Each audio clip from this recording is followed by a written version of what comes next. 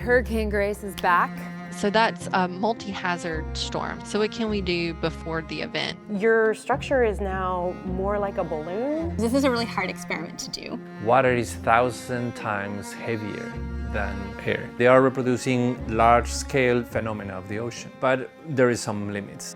Home diagnosis is made possible by support from Newton. Better air, better life.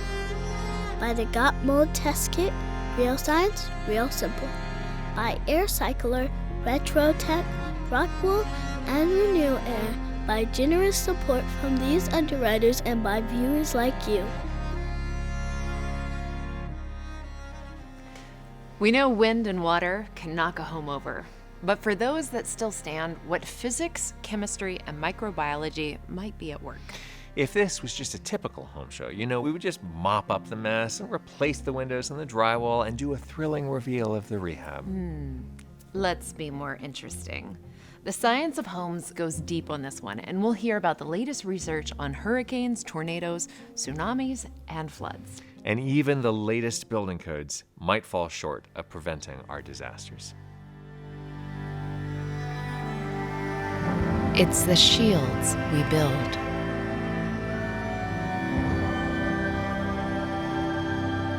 And the risks we take. It's the disasters that will test us. And what will grow from them.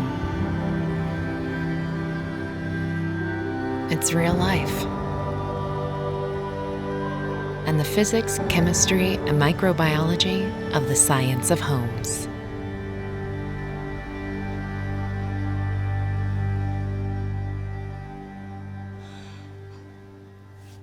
When you get a huge amount of water into a home, or you have a really humid environment inside a house, then what happens? There's a whole world of microbiology that people think about, but there is also the potential for a huge amount of chemistry to occur.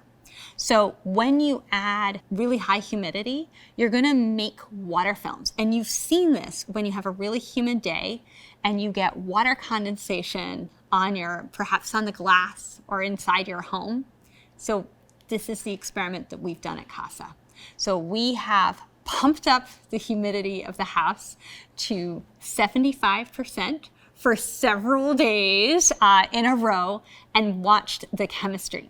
You can visibly see the water films forming inside the house. It looks like the house is sweating. We suddenly see not just the chemistry on the organic surfaces of the homes and on the paints, but we're suddenly creating this film of chemistry that can act just like a glass of water, but with a huge surface area. So we have this massive water film inside the house, gases that are soluble, so things that can move into that water film will all tend to move out of the gas phase and onto that water surface. So we can watch them move by measuring the chemistry in the air. And then you get reactions inside that water film, and then we can see that pump out new and different chemicals. This is a really hard experiment to do, but I think it's really relevant because with flooding events and with hurricanes, and these events are only going to increase with climate change, they already are, we're seeing more and more water in homes that is changing the composition of the air that we are breathing just by adding water.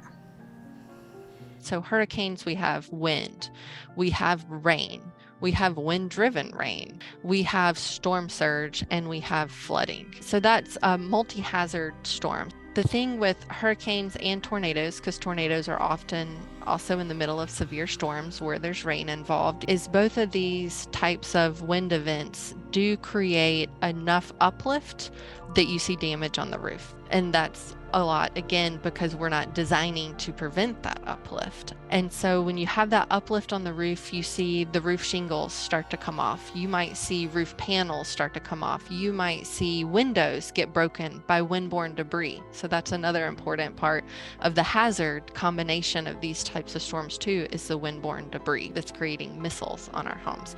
So now when you have damage to your windows, damage to your roof, and then it rains, and that water gets inside, now it's gone from being a structural problem on the roof that maybe could have been fixed. Once you've got all that water damage, everything's completely lost. Inland flooding is becoming a really big problem in the United States. And I do think it's taken a lot of researchers, a lot of policymakers off guard, because when we think about flooding, we think about coastal flooding. So back in 2016, Hurricane Matthew hit the east coast of the United States and devastated parts of North Carolina in particular. When that happened, we were able to mobilize and start a field study in Lumberton, North Carolina. We've gone back to Lumberton 6 times now, and we're planning one more field trip before the end of this project. So that's really special. Longitudinal studies that last for more than one time point is special. More than 2 time points is extremely rare. And to the best of my team's knowledge, which there's about 100 of us, there's no one else who has data like this. We survey the same 567 households every time, and then there's 350 businesses. Many of the houses are still vacant. They've been abandoned. We recorded somewhere close to 20% of our sample is abandoned housing. The public housing, as of the last time we did our study, had not been rebuilt. Actually, what's really special about that community too, unfortunately, special about them, that was 2016 with Hurricane Matthew. In 2018, they were catastrophically flooded again by Hurricane Florence. And then we all know what happened in 2020 with the COVID-19 pandemic. So this community represents what's likely to be a new norm of being hit by repeated disaster before you're able to recover from the previous disaster.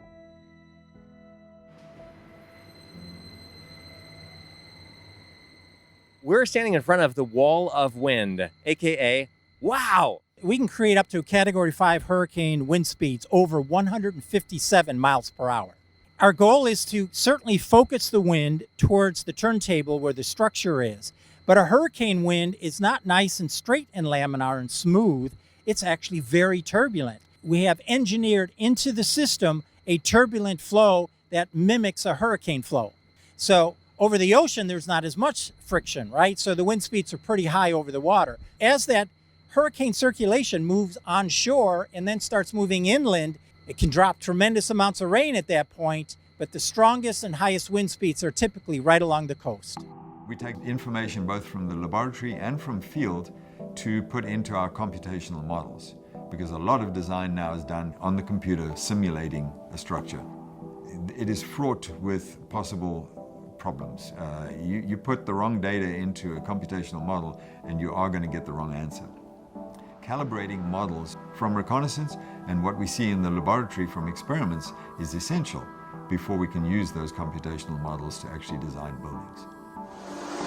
Guys, I'm at the Institute for Business and Home Safety!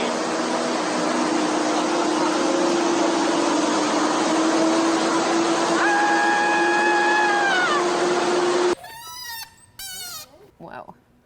It's quite the big space. Now inside this house, which they built, by the way, outside of this facility and then rolled it in, you can see the fans out this window here.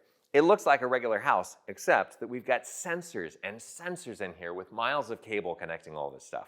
We can get over 400 sensors on a typical home, and we need the level of granularity to have the good science. So it takes us a while to instrument these things, and then we put them to the test for a number of weeks. So we design our homes, our building codes and standards are designed as if the home remains intact and enclosed. So if you introduce an opening, let's say a broken window or a large broken garage door, your structure is now more like a balloon than it is like an enclosed building. And so, all of that wind is going to come into that garage space. It's going to expand and push. So the inside is now trying to pop out just as much as the wind is pulling on the outside. It really dramatically increases the wind loads on the structure and leads to a lot of damage. The flexibility and movement of the building products is critical to find out. Sure, there's some things that we can't fail in this facility, and we might need a facility that can do some stronger winds in the future. But I tell you what, I've got a lot of things to do first before we start thinking about that. So people who are looking for a new home, beware, because this is basically cardboard, approved by code, because they staple it in this very specific way, but it's only approved for the strength that it has when it's dry. So as soon as it gets wet, we have a major problem, because cardboard wet is not going to hold up your house. So aside from wind, which clearly we have, what else are you spraying around in here? We can do plenty of stuff in here. One thing that comes together with the wind are raindrops. So with the sprinkler system that we have here, right here in front of the fans, we can deliver 8 inches per hour of, tropical style rain to measure how does that interact and where does it go. Big raindrops and small raindrops, the distribution that you would actually see in a tropical storm, because people have gone out and measured it and we are replicating it. They are the correct raindrop sizes. Wow. It was a T word. My wife doesn't like to use the T word, but yes, we had a extreme wind event, according to what insurance companies like to call it. There's not such thing as a tornado with the insurance. It's an extreme wind event. It was our trees. We had 6-foot diameter trees in our front yard, about 60 feet tall. It's one of the reasons why I bought this house. It just shredded them to pieces. Yes, we had rain immediately after, but about 2 or 3 hours after that tornado, we had another band of rain come through, and so we got water in certain sections of the house. I did best as I could. I actually used towels and so forth where I knew water was going to come in, and so it didn't get into the living space too badly. So tornadoes, up to this point, they're not in our building codes. This is kind of bizarre to me because I grew up in Alabama, which is kind of the new tornado alley. We get more than 1,200 tornado touchdowns every year in the United States. So they're the most frequent natural hazard that we have on record, but they're very localized. And I think that's why you don't see them in building codes, is they touch down and their swath is relatively small compared to, say, a hurricane, which may cross state lines. Tornadoes are special, though. They have a really different kind of extreme loading pattern. So if your building's standing up, you get this lateral movement. You also get a twisting, and then you get a really strong uplift. And that twisting and that uplift is what is so different about tornadoes than a lot of the other types of natural hazards that we study. I know this show's about housing, but it was a really special thing we saw after the 2011 EF5 tornado that went through Joplin, Missouri. There was a hospital that was completely destroyed. And when I say completely destroyed, I don't mean structurally. I mean non-structurally, because the windows were blown out and the water came in and then everything was contaminated and they had to completely scrap the hospital. So that was a really big light bulb moment for why we need to be designing for tornadoes. Tornadoes aren't in our building codes yet, but there were federally funded investigations on some of that damage. And I was working on the committee that now has written tornado load provisions that has been adopted into the next version of the International Building Code, which should be published in 2026. So in 2026, we will have tornado loads. But even then, those aren't for residential buildings. So there's still a lot of work to be done there. The effect of the wind on structures is relevant and is very destructive. We should not underestimate that. Well, the difference between the water hazards and the air hazards is how heavy it is. Water is 1,000 times heavier than air. So you need 1,000 times less volume of water to produce the same force. Wind needs to be significantly stronger. Not 1,000 times, it actually goes to the square of that. So 1,000,000 times faster to produce the same effect of the waves. The waves are not running that fast, but they are 1,000 times heavier and stronger. From that perspective, once the water reaches the house, it's not only flooding, that is the only problem that you have, is that the waves are able to reach your doorstep. And that is the major destructive process, that you have a wave that is moving and is hitting the structure because you have the storm surge. So that combination is then whatever happens with the wind is not relevant because waves dominate. When we talk about storm surge or when we talk about tsunamis, the easy to understand dimension is how big are things. So how high is going to be the storm surge or the tsunami. there was a warning of between 1 and 3 feet tsunami. To the surfers that are surfing waves that are 8 feet or more, sounds like, well, this is not relevant. The relevant thing of a tsunami is that not only is 3 feet high, that is super long. It's 20 minutes long. And that creates a change in water level of 1 foot that is moving inland during 20 minutes in one direction.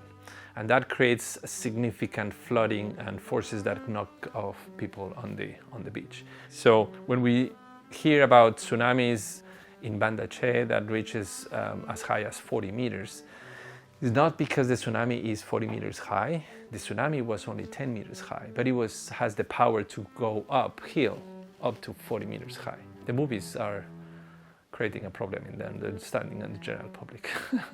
At Oregon State, we do have 2 very big facilities, and they are reproducing large-scale, sometimes even full-scale phenomena of the ocean. But there is some limits. We cannot make tsunamis that are 10 meters high, or we cannot go as deep as the ocean. So we have to reduce the scale. Reduction of the scale allows you to do the testing in a reasonable cost of what you are trying to investigate, and it also allows you to go into the extreme conditions so you can control having something that may not happen in the next 1,000 years. The common perception around the turn of the century was that tsunamis wipe out everything. So the only solution is to evacuate, to get everybody up to high ground. Once it's safe to go back, you try to recover. But Waikiki, for example, is impossible to evacuate. There are 150 to 200,000 people in Waikiki at any point in time. You cannot move that many people in the 2 to 3 hour warning time that we have. But what we saw in the 2008 Indian Ocean tsunami, even in the horrific Tohoku tsunami, there were people who survived by going up in taller buildings, multi-story condominiums, office buildings. That building designed for earthquakes, which is common in Japan and on the west coast of the US, has enough toughness to resist the tsunami flow, even if that flow comes up 2 or 3 floors in the building. Alaska, Washington, Oregon, California, and Hawaii are now required to design for tsunamis all critical and essential facilities that are within the tsunami zone. There is particular situations when the tides approach to the coast and are affected by rivers or the shape of the coastline. The tide becomes significantly bigger and also becomes asymmetric, and that is called tidal bore.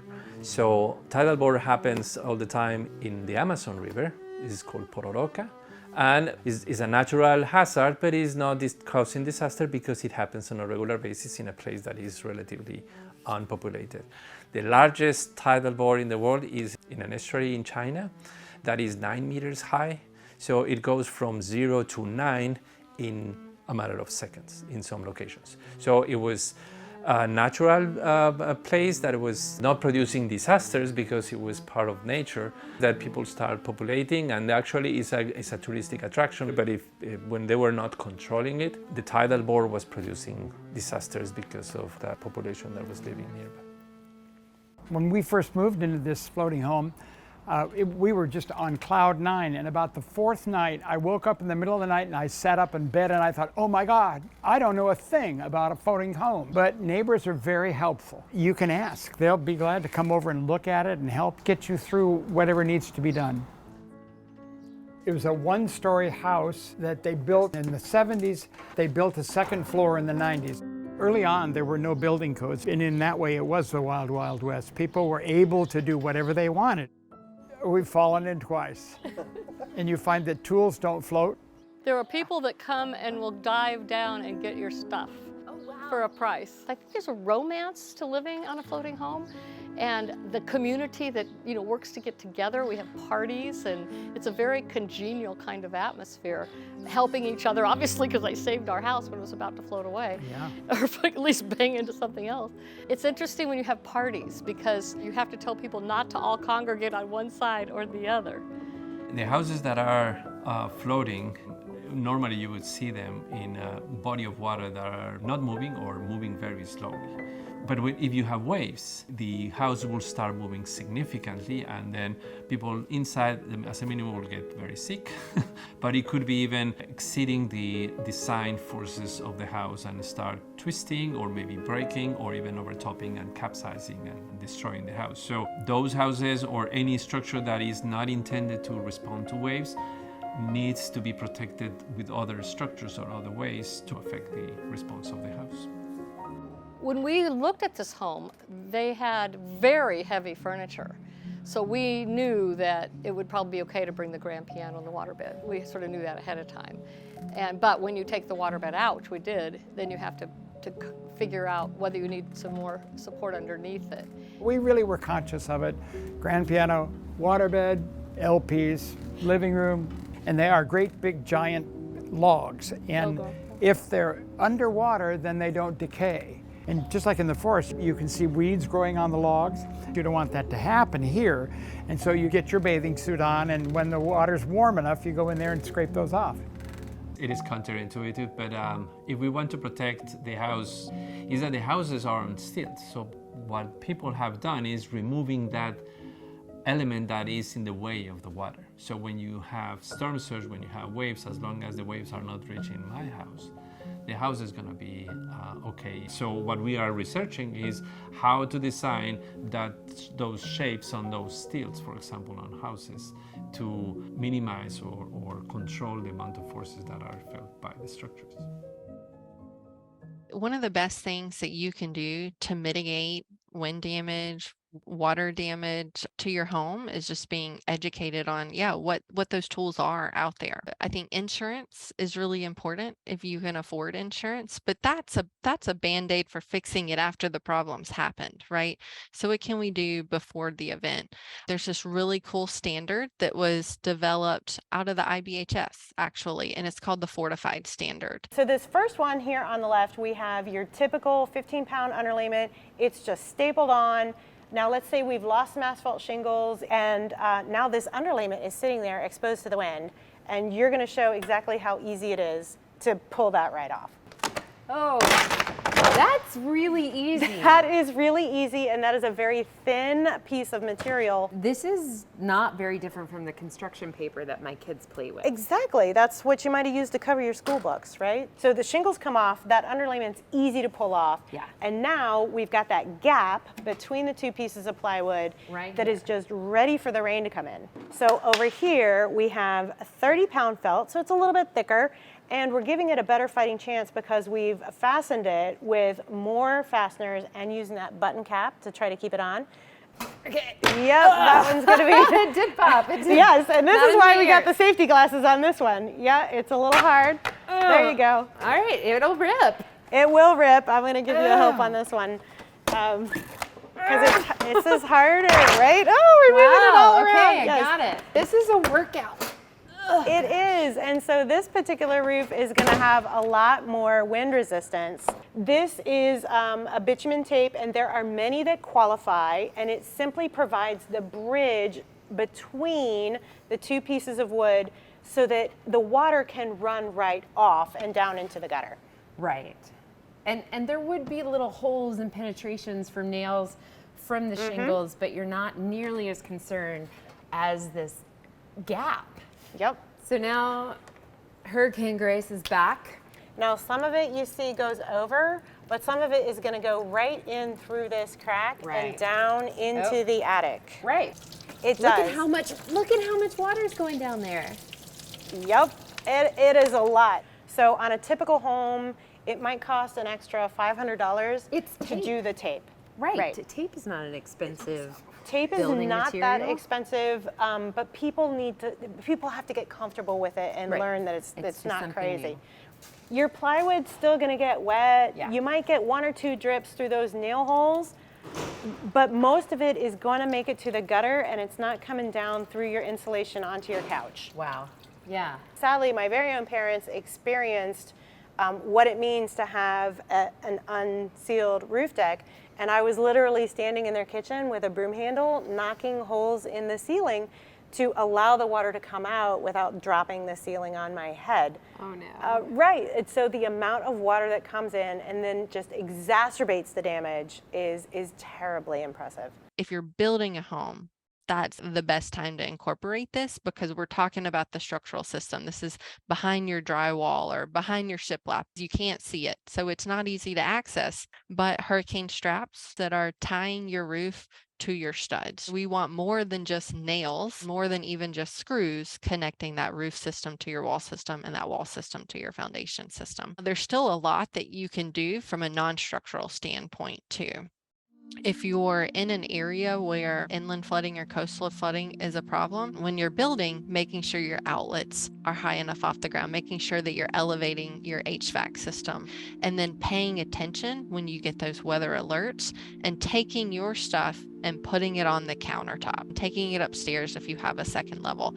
Keep as much of it away from that water as possible. Depending on what you might have in your yard, think about that windborne debris. What is now going to become a missile when it is being blown 100 miles per hour at your house, and picking up that stuff and bringing it inside, and that'll at least go so far until, everything becomes outside, right? If you already have a home and you're not planning to build a new one like most of us, then it comes down to, does it make sense to retrofit? And I think that's kind of depending on where you live and what your hazard risk really is.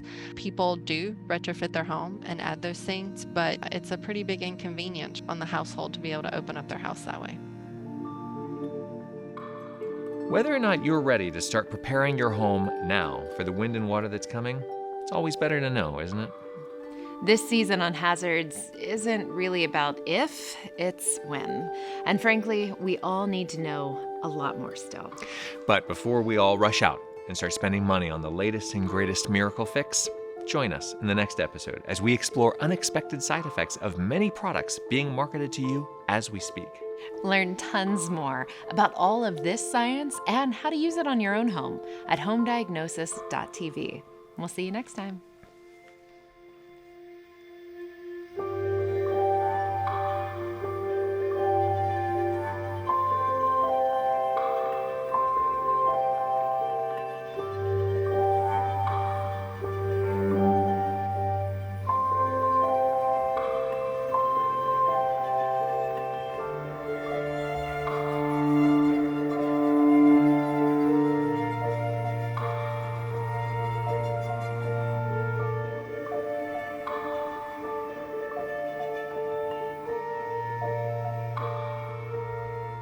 Home Diagnosis is made possible by support from Newton, Better Air, Better Life.